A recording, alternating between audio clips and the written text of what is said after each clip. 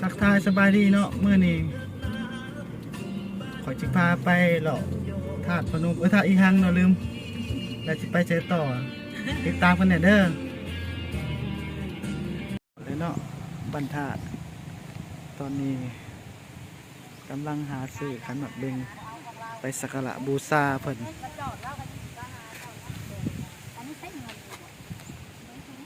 บรรดาเจเจเพิ่นกำลังซื้อขันหมากเบงไปบูชาจะหน่อยเขาก็สิพากันเข้าไปบูชาพระธาตุอีหัง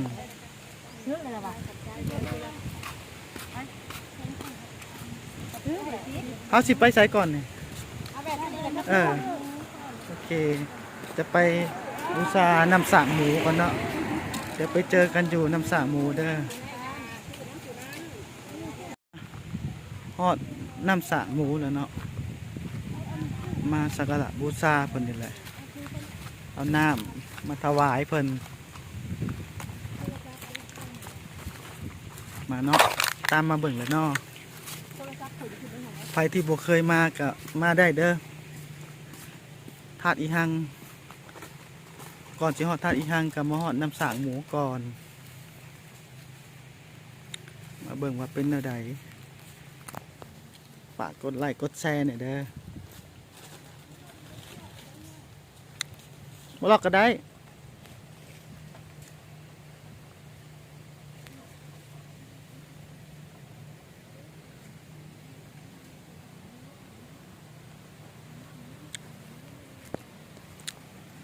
เอาน้ำมาถวายเนาะนี่แม่นน้ำสาง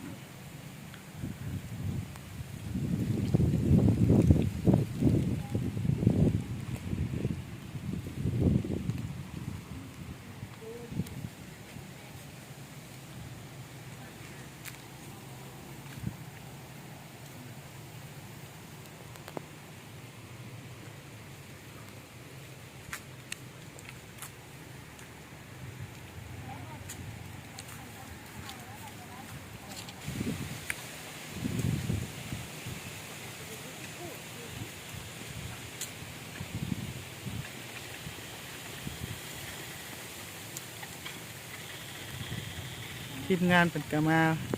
สักการะบูชาเนาะพุทธเจ้าแล้วก็หมูคำ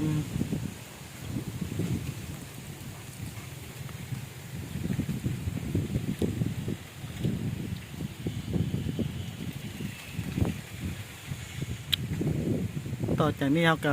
ไปบูชาพระธาตุอีหังเนาะจะไปเจอกันอยู่พระธาตุอีหังเด้อตามมาเลยตอนนี้ก็มาฮอดพระธาตุอีหังเลยเนาะไปเบิ่งเลยพาบรรดาเจเจเพิ่นมาสักการะบูชาพระธาตุอีหัง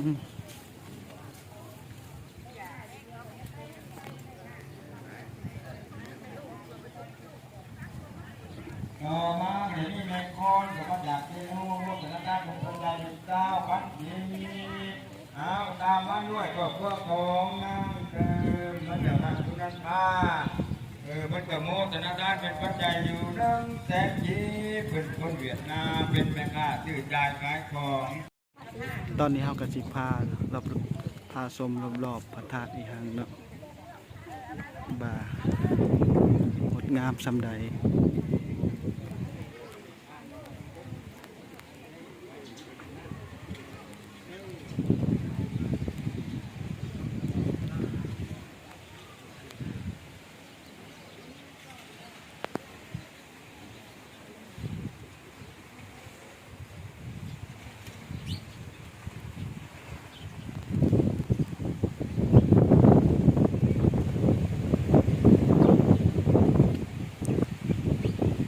กดไลค์กดแชร์หน่อยเด้อ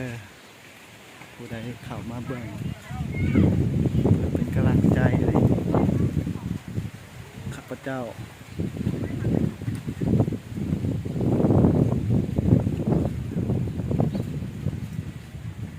สมประทานอย่างเนาะ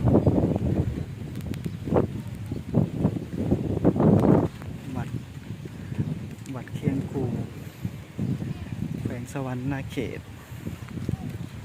ถ้าไผมาก็ต้องมากราบไหว้สักการะบูชาเพิ่นเพื่อขอพรสิริมงคล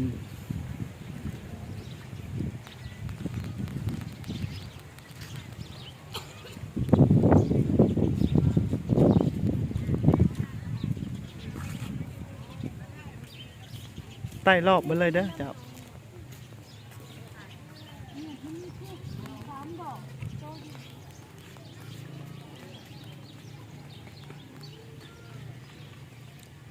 ไปมาบุมีถูกบุมีเทียนมากามาบูชาเป็นได้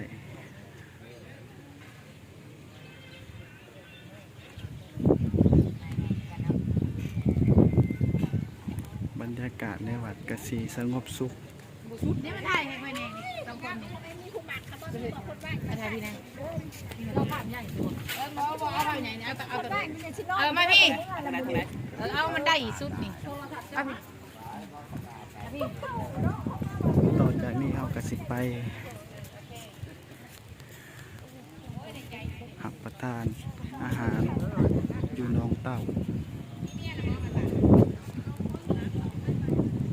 เดี๋ยวพ่อกันอยู่หนองเต่าเนาะ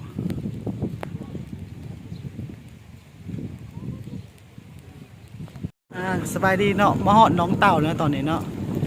สุดท้ายบรรยากาศหนองเต่าให้เบิ่งเนาะอากาศดีหลายมาเดือนนี้อาหารการกินกระแสโบแพงสบายดีบรรยากาศก็ดีอยู่เนาะอากาศลมเย็นสบายไปมาบรรทัดมีโอกาสก็มาแวะเบิงแวะซิมอยู่หนองเต่านี่เด้ออาหารการกินกระแสบกระโบแพงซิวๆขอมือแน่น้อยบายแน่หนองเต่าเจทองขึ้นมาผู้ใด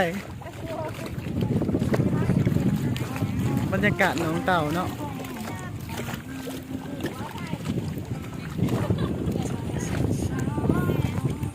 มีเวลาก็มาพักผ่อนหย่อนใจอยู่หนองเต่าได้ห่างจากบ้านธาตุกับโบไกมาทางหนองสิมบ้านโพนสิมเนาะ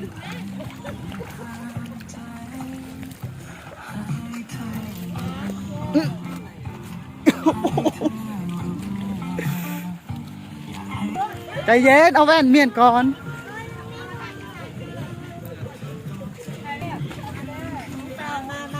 น้องเต่าเนาะได้บ้านท่าเอาในแม่เต็มเลยบ้านใดก่อนคนชิมทำมาทางน้องเจ้ามาทางโพนสิมอาหารการกินกระแซบถือ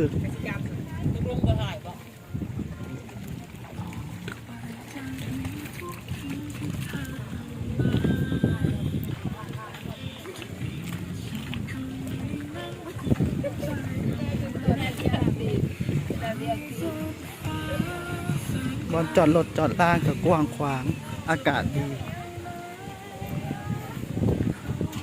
ไปมาบรรทัดก็มาแวะเบิ่ง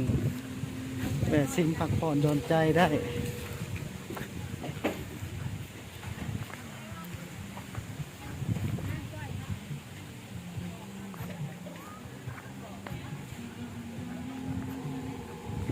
ตูบริการหลายอากาศเย็นสบายตามธรรมชาติ